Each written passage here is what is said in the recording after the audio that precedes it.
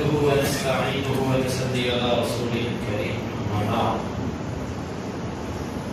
رمضان المبارک اللہ تعالیٰ کی رحمتوں والا، نیکیوں والا، خیر و برکات والا مہینہ ہے. اس کا مقصد اللہ تعالیٰ نے جو بیان فرمایا لعلکم تتقون، تاکہ تم بچ جاؤ. کس چیز سے بچ جائیں؟ اپنے نفس کو، اس کو تباہ ہونے سے بچائیں، اس کو ہلاک ہونے سے بچائیں، اللہ کی نافرمانیوں سے بچائیں. آج ہم چھٹا روزہ رکھ کے یہاں پر موجود ہیں.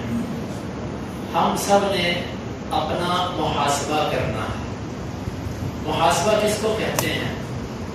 کہ اپنے نفس پہ خود تنقیدی نظر سے جائزہ لینا، اپنے نفس پہ تنقید کرنا. ہمارے نفس بہت بگڑ چکے ہیں، ہمیں اپنی تعریف بہت پسند ہے. ہم میں سے ہر بندہ یہ پسند کرتا ہے اس کی تعریف کی، حتیٰ کہ جھوٹی تعریف ہمیں زیادہ پسند ہے. جو بندہ ہماری جھوٹی تعریف کر دے، مثال کے طور پہ کوئی ہم میں سے حافظ نہیں، کوئی اس کو حافظ کہہ دے عزت کی وجہ سے، حاجی صاحب کہہ دے، اس کی کوئی ایسی خوبی بیان کرے جو حقیقت میں اس کے اندر نہیں ہے، ہم اس کو بہت پسند کرتے ہیں. اس کی وجہ یہ ہے کہ ہم حقیقت سے بہت دور ہیں. ہم حقیقت سے بہت دور ہیں. جب کوئی بندہ اپنے نفس پر تنقیدی نظر دوڑاتا ہے، اس کو اپنے اندر خامیاں بھی نظر آتی ہیں، اور پھر وہ اپنے اوپر کی جانے والی تنقید کو ایک نعمت سمجھتا ہے، اس کو تنقید برائے تنقید نہیں سمجھتا. میں آپ کو اس کی چند مثالیں دیتا ہوں محاسبہ کی. ابو بکر صدیق رضی اللہ عنہ ایک دفعہ اپنی زبان کو پکڑ کے کھینچ رہے تھے. عمر فاروق رضی اللہ عنہ آئے اور کہنے لگے کہ ابو بکر یہ کیا کر رہے ہیں؟ تو کہنے لگے کہ ان هذا لأوردنی الموارد، یہ جو ہے نا، یہ اس نے مجھے بڑی ہلاکتوں والی جگہ پہ ڈالا ہے. یہ کون؟ ابو بکر صدیق رضی اللہ عنہ. اور یہ کون ابو بکر ہیں کہ جن کے بارے میں رسول اللہ صلی اللہ علیہ وسلم نے فرمایا تھا کہ میں نے سب کی نیکیوں کا بدلہ دے دیا سوائے ابو بکر کے. جو میرے اوپر احسانات ہوئے تھے، جن کے میں نے اس کے بدلے دنیا میں چکا دیے، سوائے ابو بکر کے. ابو بکر کا احسان میں نہیں چکا سکتا. یہ رسول اللہ صلی اللہ علیہ وسلم کے عظیم برکت ساتھی ہیں، اور مسلمانوں کا یہ عقیدہ ہے کہ آپ صلی اللہ علیہ وسلم کے بعد سب سے زیادہ مقام اور مرتبہ ابو بکر صدیق کا ہے. وہ ابو بکر اپنی زبان کو پکڑ کے کہتے ہیں کہ اس زبان نے مجھے ہلاک کر دیا، اس نے مجھے تباہ کر دیا.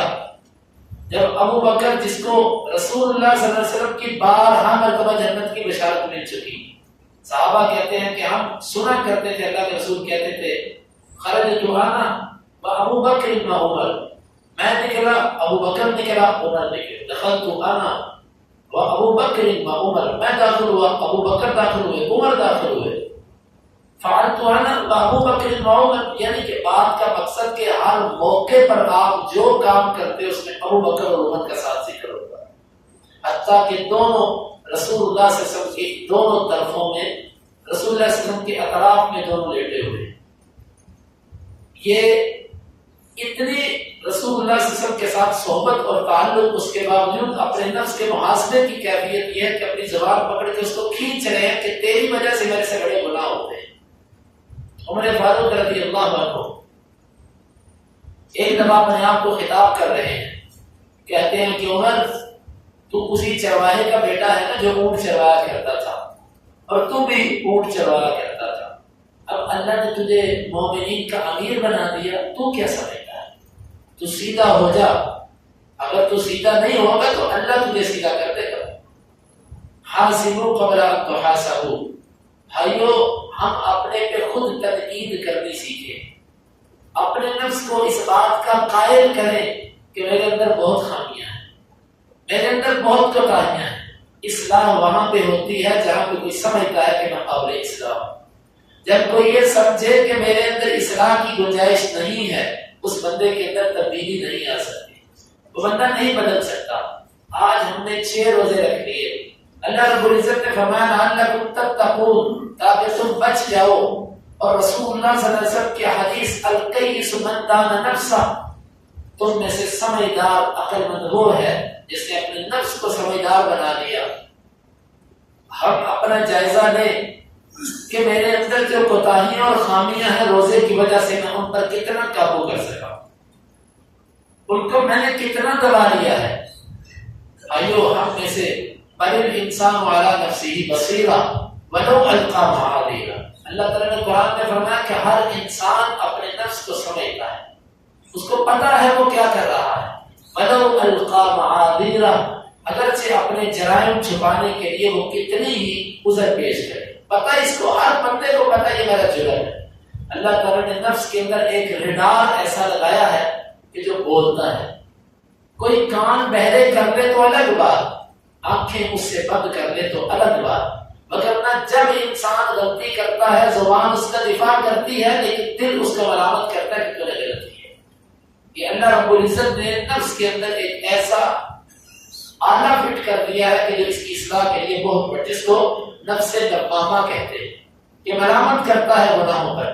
ہم ذرا اپنا جائزہ لیں کہ کیا رمضان مبارک کے آنے کے بعد ہماری 5 نمازیں بر وقت ہوئی، باجماعت اور بر وقت؟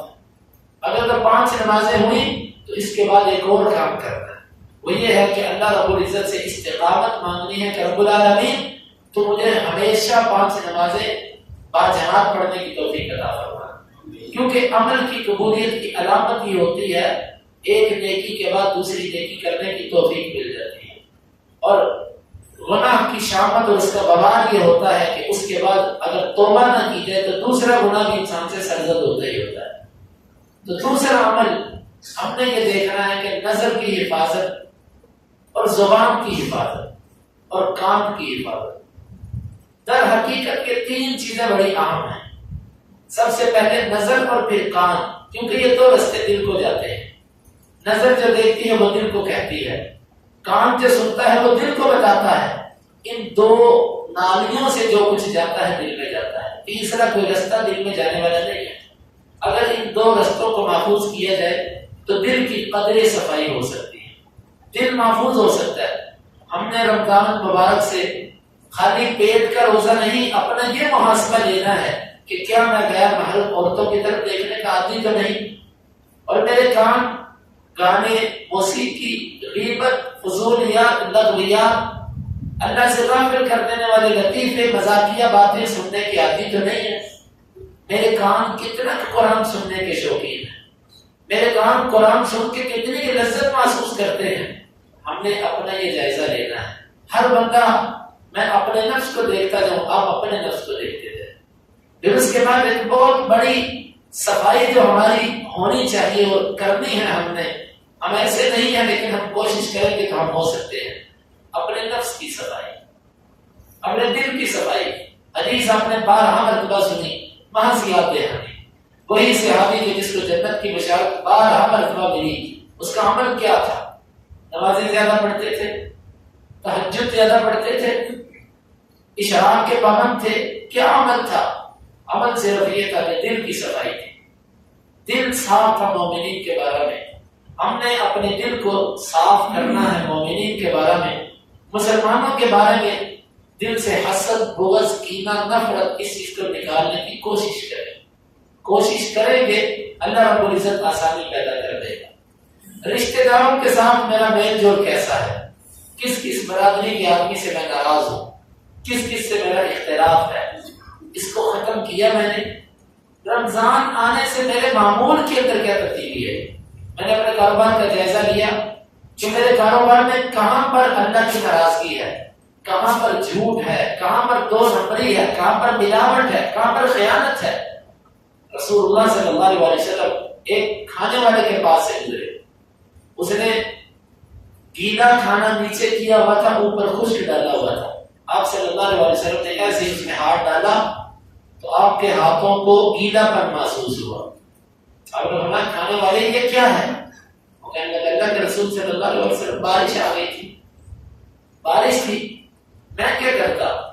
آپ نے فرمایا اللہ جانتا ہوں فوق الطعام او کما قال، ٹھیک ہے بارش آ گئی، انسان کے بس کی بات نہیں، لیکن تو نے گیلا کھانا، تو نے خشک کھانے سے اوپر کیوں نہ کیا تاکہ لوگ دیکھ لیں کہ یہ کھانا گیلا ہے۔ تو نے اس کا عیب چھپایا۔ آج ہم میں سے ہر تاجر اپنی چیز کو جب بیچتا ہے تو اس کے اندر یہ چیز ختم ہو چکی ہے، وہ اس کا عیب چھپا کے بیچتا ہے۔ کیا یہ دھوکہ نہیں؟ اسلام کے خلاف نہیں یہ چیز؟ اور خیر خواہی ہم سے ختم ہوتی جا رہی ہے۔ مسلمان کے لیے خیر خواہی، ہر بندے کے لیے ہمدردی، یہ ہمارے اندر ختم ہے۔ بابرکت مہینہ رمضان مبارک کا تیزی سے گزر رہا ہے، ابھی تک 6 روزے گزر گئے، میرے اندر تو ابھی یہ چیز نہیں آئی، یہ کب آئے گی؟ جریر بن عبداللہ رضی اللہ عنہ، انہوں نے اللہ کے رسول سے اس بات پہ بیعت کی تھی کہ میں ہر ایک کے ساتھ خیر خواہی کروں گا۔ ان کے غلام نے گھوڑا خریدا 300 روپے کا، گھوڑا خرید کے لایا تو گھوڑے کو دیکھ کر کہنے لگے یہ تو 300 کا نہیں ہے، یہ تو 400 کا ہے۔ پھر کہنے لگے نہیں 400 ہی نہیں 500، کرتے کراتے 800 روپے اس بندے کو دیے، گھوڑے کے مالک کو، کہ تیرا گھوڑا 300 کا نہیں 800 کا ہے، 600 سے بھی اوپر، یعنی کہ 2 گنا زیادہ کے قریب چلے گئے۔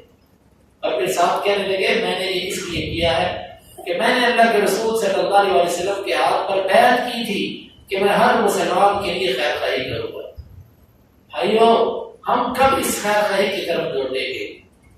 اور زبان کی حفاظت ہم اس کو عادی کب بنائیں گے؟ اللہ کے ذکر کا عادی بنانا اس زبان کو، کہ میں موٹر سائیکل چلاؤں، گاڑی چلاؤں، لیکن میرا دماغ دنیا سوچتا رہتا ہے، کیوں نہ میں اس وقت کو قیمتی بناؤں، میں اس زبان سے آتے جاتے اللہ تعالیٰ کا ذکر کیا کروں، مجھے جتنا قرآن کا حصہ یاد ہے میں اس کی تلاوت کیا کروں، کاروبار کرتا ہوں، کام کرتا ہوں، کام میرے ہاتھوں کا ہوتا ہے، میری زبان کا نہیں ہوتا۔ جب زبان فارغ ہو تو میں اس کو اللہ تعالیٰ کے ذکر میں لگاؤں۔ لعلکم تتقون، یہ روزہ اگر تو ہماری زندگی کے معمولات کو بدل گیا، بدلنا ہر چیز سے ہے، زبان کا بدلنا، آنکھ کا بدلنا، کان کا بدلنا، دل کا بدلنا، ہاتھ اور پاؤں کا بدلنا، ہر چیز کا بدلنا اس کے اندر شامل ہے۔ اگر تو ہم اپنا محاسبہ کریں گے، اپنے اوپر تنقید کریں گے، اپنے نفس پر، نہیں میں غلط ہوں، میں غلط ہوں، میرے اندر یہ خامی، میرے اندر یہ خامی، پھر اللہ رب العزت ہمارے لیے آسانی پیدا فرمائے۔ لیکن اگر میں نے اپنے نفس کو عادی کیا تعریف سننے کا، کہ بس مجھے اپنی تعریف اچھی لگتی ہے، کوئی جھوٹی ہو سچی ہو، میرے اوپر کوئی تنقید کرے مجھے برا لگتا ہے، تو پھر بھائیوں یہ یاد رکھیں کہ ہم ہلاکت کی طرف جا رہے ہیں، ہلاکت کے دھانے پر ہیں۔ یہ منافقین کی علامت تھی کہ وہ اپنے منہ پر تعریفیں سننا اور ایسی چیزوں کی تعریفیں سننا جو انہوں نے کام کیے ہی نہیں ہوتے تھے، اس کو وہ پسند کیا کرتے تھے۔ مسلمان کی علامت نہیں ہے۔ اللہ رب العزت سے دعا کرتے ہیں کہ مالک الملک تو ہمیں ان رمضان مبارک کے روزوں سے خیر سمیٹنے کی توفیق عطا فرما اور اپنے نفس کی اصلاح کرنے کی توفیق عطا فرما۔ اللهم انفعنا بما علمتنا وعلمنا ما ينفعنا وزدنا علما وآخر دعوانا الحمد لله رب العالمين۔